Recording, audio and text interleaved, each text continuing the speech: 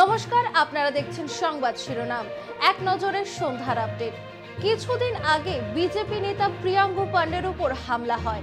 সেই হামলার জেরে শুক্রবার ঘটনার মূল অভিযুক্ত মোহাম্মদ টিপুয়াকে গ্রেপ্তার করেছে এনআইএ, কিন্তু তারপরেও আদালত তাকে জামিন দিয়ে দেয়। কিন্তু একজন আসামির বিরুদ্ধে ৩০২ ধারা থাকা সত্ত্বেও কিভাবে সে জামিন পেল, সেই নিয়ে প্রশ্ন তুলেছেন প্রিয়াঙ্গু পান্ডে নিজেও। তবে শুনে নেব তিনি কি বলছেন। কালকে ভাটপাড়া থানা ৩০২ একটা মামলা ২০২১ সালে ওয়ারেন্টে সঙ্গে তাকে চালান করে এবং সাথে সাথে আমার এনআইএ কেসে যে ওয়ারেন্টটা ছিল সেটা যুক্ত করে পাঠায়। এনআইএ তারপরে তাকে নিজের কাস্টাডিতে নেওয়ার জন্য এনআইএ কোর্টে তারা আপিল করে এবং এখানে কিভাবে পুলিশ এবং স্টেট গভর্নমেন্টের পিপি এবং এই বাংলার সরকার, যেটা আমরা প্রত্যেক সময় বলি কি বাংলা সরকারটা প্রত্যেক সময় অপরাধীদেরকে সাপোর্ট করে, সেই কোর্টে এসিজেএম ৩০২ মামলায় সাডেন তাকে জামিন। মুখ্যমন্ত্রী মমতা বন্দ্যোপাধ্যায় একসময় বলেছিলেন চপ বিক্রি করেও জীবিকা নির্বাহ করা সম্ভব। তা নিয়ে সমালোচনার ঝড় উঠেছিল। তবে সেই চপ বিক্রি করেই যে সাফল্য পাওয়া যায় তা প্রমাণ করে দিলেন দক্ষিণ দিনাজপুর জেলার বালুরঘাট শহরের দীনেশ সরকার। বালুরঘাট পৌরসভার ১৩ নম্বর ওয়ার্ডের বাসিন্দা দীনেশ সরকার পেশায় তেলে ভাজা বিক্রেতা। মাত্র ৩ বছর ধরে এই ব্যবসার সঙ্গে যুক্ত থেকেও দীনেশবাবু আজ পরিচিত মুখ। সংসার তো চলেই, বসে কামাই না হলে দোকান কি করে করবো, আছে খাওয়া দাওয়াটা হয়ে যায়। কয়জন আছে আপনার পরিবারে? আমার পরিবারে 7 জন লোক। কে কে সাহায্য করে আপনার কাছে? সাহায্য সেরকম কেউ নেই। জোগাড় জানতে আপনি একা হাতে? না না না। আসানসোলের আলদে গ্রামে এক মর্মান্তিক ঘটনা ঘটেছে, যেখানে এক দম্পতির গলা কাটা মৃতদেহ উদ্ধার করা হয়েছে।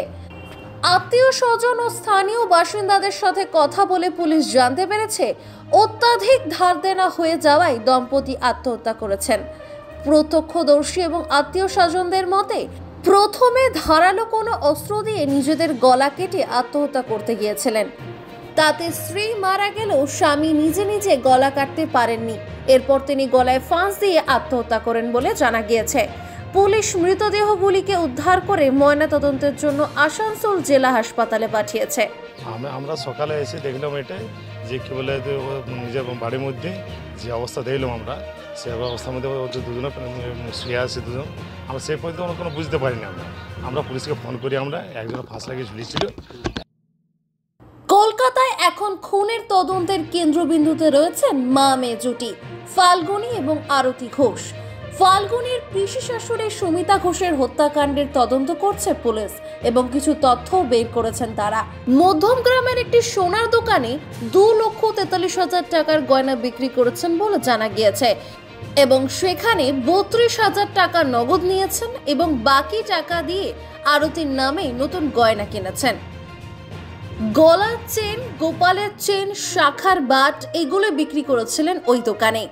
মৃত্যুর পরে তার যে পিসি শাশুড়ির সোনা গয়না এই দোকানে এসে বিক্রি করা হয়েছে। দোকানের নাম তনুশ্রী জুয়েলার্স এবং সেই ব্যাপারে পুলিশ কাস্টডিতে নেওয়ার পরে এবার ইনভেস্টিগেশন চলছে।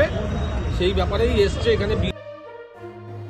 আন্তর্জাতিক মহিলা দিবস এই উপলক্ষে ইংরেজ বাজারের ভারত বাংলাদেশ সীমান্তবর্তী কেষ্টপুরের বিএসএফ ক্যাম্পে মহিলা জওয়ানদের নিয়ে একটি অনুষ্ঠানের আয়োজন করা হয়। সেখানে বিএসএফ এর 12 নম্বর ব্যাটালিয়নের অধিকারকরা উপস্থিত ছিলেন। এই অনুষ্ঠানে যোগ দিতে আসেন ইংরেজ বাজারের বিজেপি বিধায়ক শ্রীরূপা মিত্র চৌধুরী। সেখানে সীমান্ত পাহারা দিতে ভারতীয় বিএসএফ মহিলা জওয়ানরা কতটা পারদর্শী তা তুলে ধরেন তিনি। আপনারা তো দেখলেন যে এখানে অ্যান্টি ট্রাফিকিং ইউনিট রয়েছে, বিএসএফ এর নর্মাল জওয়ানরা তো রয়েছেনই, তার সঙ্গে সঙ্গে মহিলা সোলজারদের একটা গ্রুপ রয়েছে। আন্তর্জাতিক নারী দিবস উপলক্ষে আসানসোলের কুলটির চপকা এলাকার যৌনকর্মীদের নিয়ে নারী দিবস পালন করলেন দুর্বার মহিলা সমন্বয় কমিটি। এদিন দুর্বারের সভাপতি মার্জিনা শেখ বলেন, আমরা শুধু নারী দিবস পালন করি না যৌনকর্মীদের নিয়ে, এমনিও 15 দিন পর পর যৌনকর্মীদের নিয়ে নানা অনুষ্ঠান কর্মসূচি করা হয়ে থাকে। যৌনকর্মীরা যেন হাসি খুশি থাকে, কারণ তারা পরিবার ছেড়ে এখানে এসে উপার্জন করেন। তবে মর্জিনা শেখ আরও বলেন, রাজমিস্ত্রির সাথে যারা ইট বয়ে শ্রমিকের কাজ করছে তারা যেমন কর্মী, যৌনকর্মীরাও সেরকমই কর্মী। আজ নারী দিবস আর 3 মার্চ যে পার হয়েছে তখন ছিল আন্তর্জাতিক যৌনকর্মী দিবস। দুটো মিলিয়ে আজকে 8 মার্চ নারী দিবস উদযাপন করা হচ্ছে। তার কারণ হচ্ছে, বিশেষ কারণ হচ্ছে যে দুর্বার যে কোনো মুহূর্তে ভেঙে পড়তে পারে লেক টাউন ফুটব্রিজ, তাই অবিলম্বে ফুটব্রিজ সারাই করা হোক সেই দাবি নিয়ে বিক্ষোভ ভারতীয় জনতা পার্টির।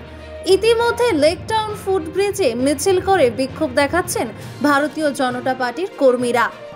তাদের একজন বলেন, আগে বাড়ি ভাঙতো, এখন ব্রিজ ভাঙছে, সরকারের কোনো দায়িত্ব নেই জনসাধারণকে নিয়ে।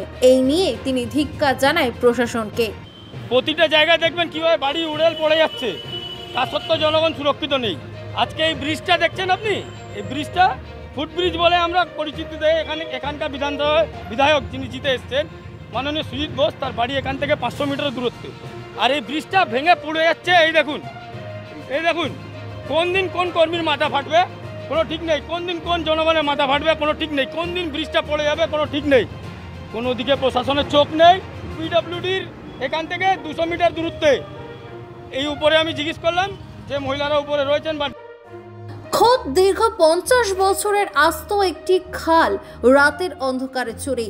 অভিযোগ, রাতের অন্ধকারে জেসিবি নামিয়ে খালের দুই দিকের গতিপথ বন্ধ করে সেই খালটিকে একটি চিংড়ি মাছ চাষের জন্য পুকুর তৈরি করা হয়েছে। সেই সঙ্গে মাটি ফেলে বাগান ও বসতি নির্মাণের জন্য মাটি ভরাট করে দেওয়া হয়েছে। এই ঘটনাটি জানাজানি হতে গ্রামবাসীরা সরব হচ্ছেন বিষয়টি নিয়ে। দীর্ঘ 50 বছরের খালটা চুরি করে এখন বসতি বা বাগান করার জন্য খালটা চুরি করে খাল বহল করে নিচ্ছে, ঘরবাড়ি করে নিচ্ছে। আর খালটা এখন বন্ধ করে রেখেছে, বন্ধ করে দিয়ে খাল পিছন দিকে সরিয়ে দিচ্ছে। আর এই ছোট ডোবাটা এখন বড় করে, অনেক বড় করে দিচ্ছে।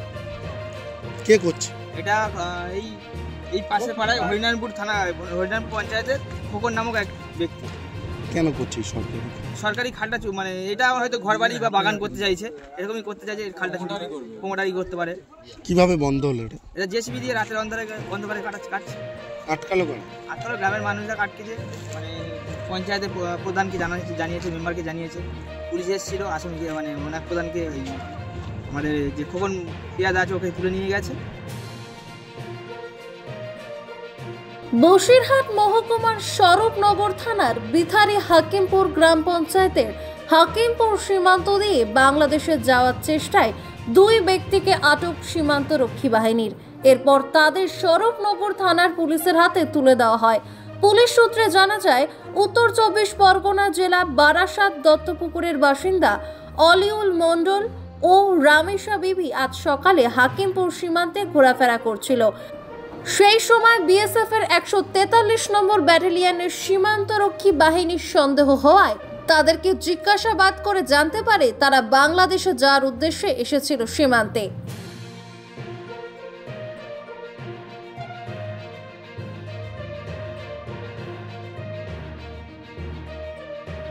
জলপাইগুড়ি জেলার নাগরাকাটা ব্লকের সুলকাপাড়া স্কুল প্রাঙ্গণে যথাযোগ্য মর্যাদায় পালিত হলো আন্তর্জাতিক নারী দিবস। শুক্রবার এই বিশেষ দিন উপলক্ষে বিভিন্ন সাংস্কৃতিক ও সচেতনতামূলক অনুষ্ঠানের আয়োজন করা হয়। এই অনুষ্ঠানে সমাজের বিভিন্ন স্তরের নারীরা অংশগ্রহণ করেন।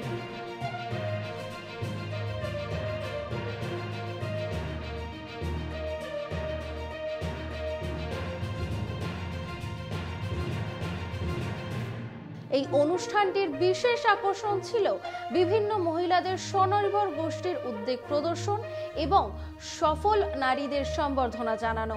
স্থানীয় প্রশাসন ও বিদ্যালয়ের উদ্যোগে এই অনুষ্ঠানটির আয়োজন করা হয়েছিল। বিশদে জানতে চোখ রাখুন সংবাদ শিরোনামে। মানুষের পাশে, মানুষের সাথে আমরা আছি এই বাংলাতে। আপনারা দেখছেন সংবাদ শিরোনাম। দেখলেন তো অনেক কিছু, এবার দেখুন নতুন কিছু।